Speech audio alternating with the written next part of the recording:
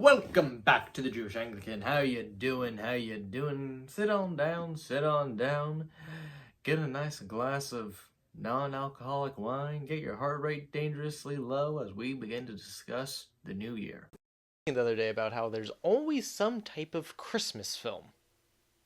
Whether it be Home Alone, The Grinch, Daddy's Home 2, which is a seriously underrated Christmas film, or Klaus. Yet there's no ever real New Year's film when you think about it. Think about a New Year's film. You probably can't. The last time I think I saw a New Year's film that actually took place on New Year's and was entirely centered around the holiday was probably that one weird Rudolph the Red-Nosed Reindeer stop-motion crossover with Baby New Year that happened. I only saw half of that because I had to be taken out of school. I think I might be the only person who even knows what I'm talking about. Anyways, so I thought today we'd be going through the top 4 best New Year's adjacent films to watch. Why top 4? Because I couldn't come up with a top 5. So without further ado, let's begin. Ben 10 Race Against Time, directed by Alex Winter. Yes, the guy who was in Bill and Ted.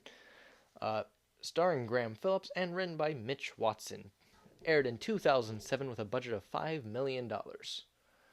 Ben 10 Race Against Time is a live-action film adaptation, or continuation, of the Ben 10 animated series from 2005 to 2014.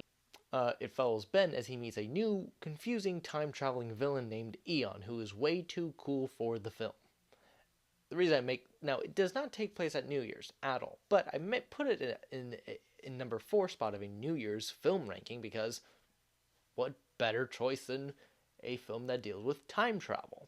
And plus, there is a weird kind of cheesiness to it that I can't quite put my finger on.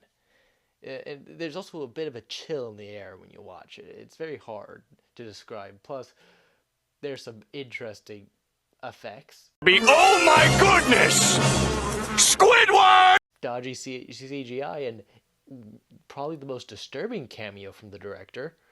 Overall, it is a interesting, underrated, possibly known as, if you're not a Ben 10 fan, you've probably never seen this film, kind of film. But I would recommend it because there is just, half the town is just a bunch of jerks, and that is kind of entertaining to watch. Overall, it's a good 4th New Year's film. Let's get to the next one. I'm with my father. We're lying back in the grass. It's a warm Gallifreyan night. Gallifreyan? Gallifrey! Yes, this must be where I live. Now, where is that? I've never heard of it. What do you remember? A meteor storm. The sky above us was dancing with lights. Purple, green, brilliant yellow. Yes! What? These shoes! They fit perfectly. Yes.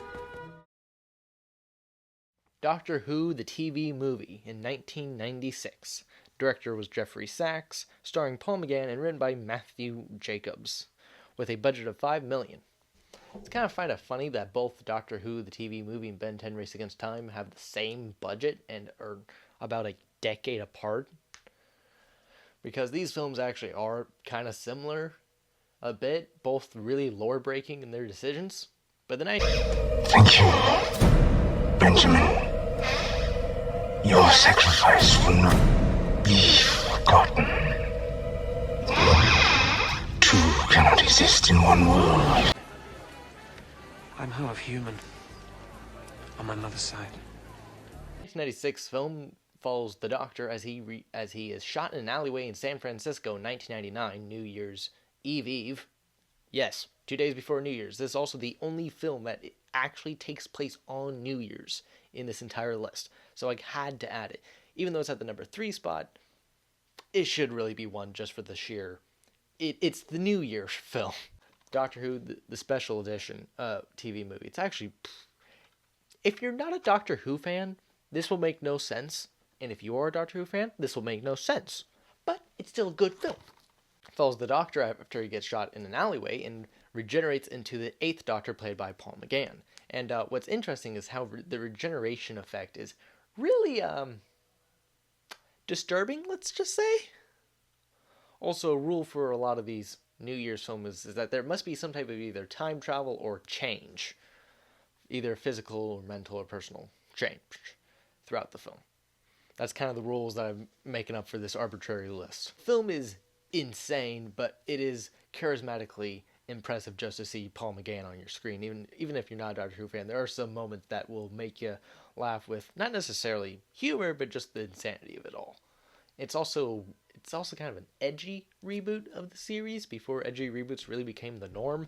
So that's why it's at number 3.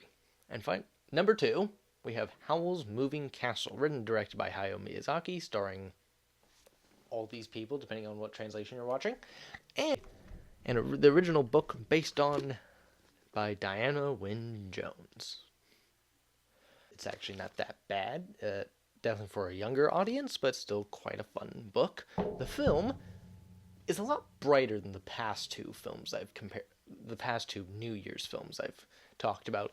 And while at first it was not a dawn on the mind of a New Year's film, it definitely has a bit of a New Year's-y feel to it. Mostly just, it is very much about change and evolving. And plus there is time travel and shooting stars, so it kind of fits into the sparkling New Year's aesthetic that we all know and love. Overall, it's a great film. It follows the character of Sophie as she's turned into an old lady, and then meets the wizard Howl Pendragon, who is arguably one of the best, most charismatic fictional characters, just on pure charisma alone. And in the English dub is voiced by Christian Bale of all people, and it just works. Like, it's beautiful just how it works. Would definitely recommend the film. It's a good film overall, and I actually think it works really well as a New Year's film. And finally, the big final one. The beauty of it all. We've been waiting for this one, boys. Ladies and gentlemen, I present to you, drumroll please,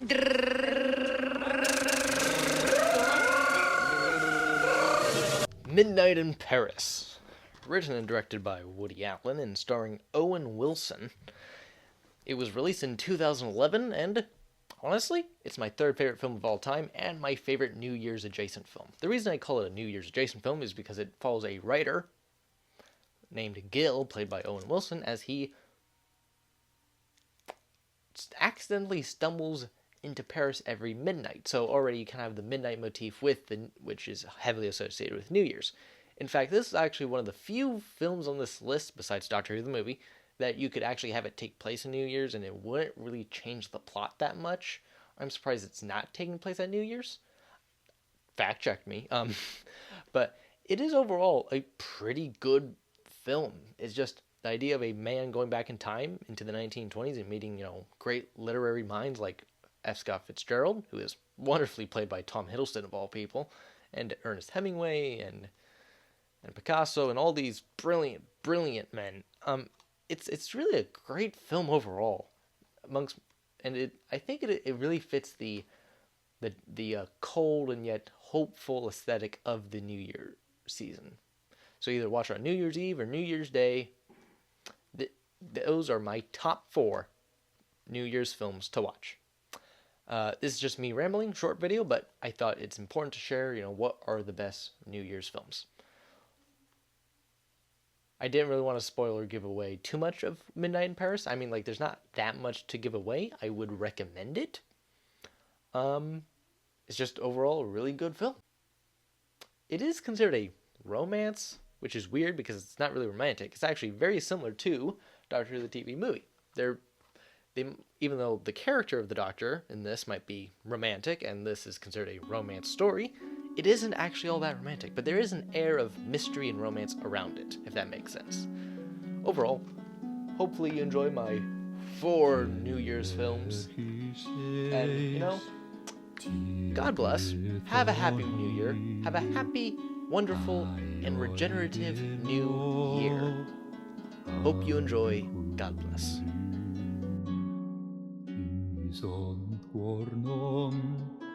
Aval bledeno